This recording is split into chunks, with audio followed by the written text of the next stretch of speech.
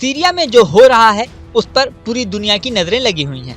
एक तरफ सीरिया में तख्ता पलट हो चुका है और तख्ता पलट के बाद एचटीसी ग्रुप ने यहाँ पर कब्जा कर लिया है। जुलानी अब पूरे देश की सत्ता संभाल रहे हैं और जगह जगह जश्न देखा जा रहा है।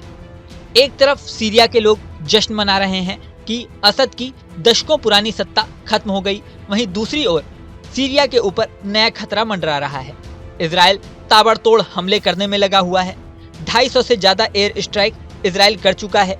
सीरिया के नौसेना के जहाजों पर हमला करके उन्हें बर्बाद किया जा चुका है। सीरिया की सेनाओं के जो भी मुख्य डिपो थे उन्हें इजराइल लगातार निशाना बना रहा है। यहाँ तक कि इजराइल ने गोलान हाइट्स के बफर जोन से भी आगे अपने टैंक भेज दिए हैं। इससे पहले भी सीरिया और इजराइल में कई बार जंग हो चुकी है। दरअसल 1948 में इजराइल अस्तित्व में आया था।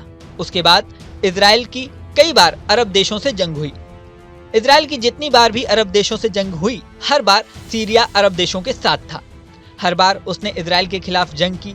70 के दशक में जब आखिरी जंग हुई तो गोलान हाइट्स में एक बफर जोन बनाया गया। गोलान हाइट्स का एक इलाका तब से इजराइल के कब्जे में था। अब इजराइल ने उस बफर जोन को क्रॉस करना शुरू कर दिया है। इजराइल के टैंक राजधानी दमिश्क के पास तक पहुंच चुके हैं। ऐसे में सवाल उठ रहा है कि इजराइल आखिर करना क्या चाहता है।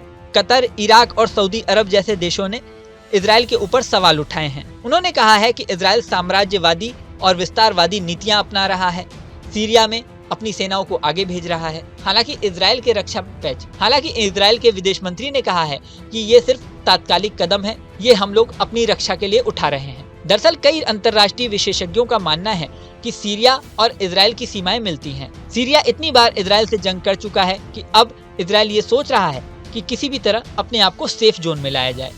इसके अलावा इजराइल का एक सपना भी है, वो है ग्रेटर इजराइल, यानी इजराइल की सीमाएं काफी आगे तक बढ़ा देना। ऐसे में अब सीरिया में उसके पास गोल्डन चांस है। यहाँ ये भी महत्वपूर्ण बात है कि इस समय सीरिया की सत्ता एचटीसी ग्रुप के हाथ में है। एचटीसी ग्रुप को शासन चलाने का कोई अनुभव नहीं है।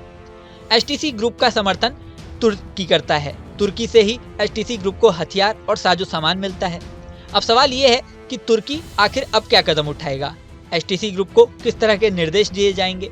एचटीसी ग्रुप कब तक सत्ता संभाल पाएगा, वो इजराइल को कहां तक हैंडल कर पाएगा। क्या एचटीसी ग्रुप के हाथ से इजराइल सत्ता छीन लेगा। इन सारे सवालों के जवाब अब समय देगा। इस वीडियो में फिलहाल इतना ही। बने रहें न्यूज नेशन के डिजिटल प्लेटफॉर्म पर। न्यूज नेशन अब व्हाट्सएप पर खबरों की ताजा अपडेट के लिए न्यूज नेशन के इस क्यूआर कोड को स्कैन करें।